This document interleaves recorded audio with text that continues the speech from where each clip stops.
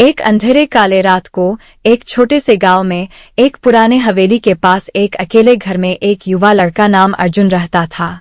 उसका घर अनुरोध के बावजूद गांव वालों द्वारा डरावना माना जाता था।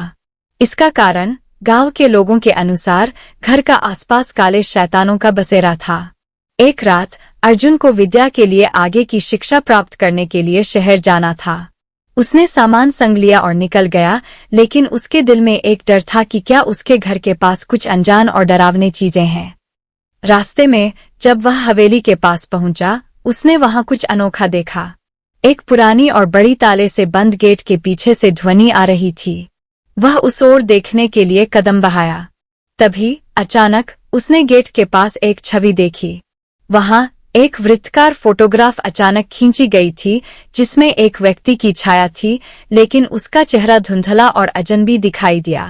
अर्जुन के हृदय में डर और चिंता की भावना फैल गई। वह धीरे धीरे आगे बढ़ा, लेकिन जैसे ही वह गेट के पास पहुंचा, उसने सुना कि कुछ अंदर से आवाज आ रही है। एक आवाज जो गर्दन के बालों को खड़ा कर देगी। वह डर के मारे फिसल गया। अचानक वह अपने आप को एक पत्थर से लाठी मार रहे व्यक्ति के सामने पाया।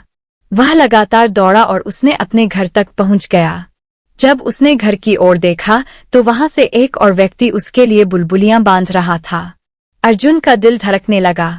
उसने धीरे से घर के अंदर जाकर देखा तो वहां उसके पिता को उसके बजाय दूसरा कोई नहीं था। अर्जुन का दिल डर से भर गया। वह तत्काल अपने कमरे में चला गया और दरवाजा बंद कर दिया।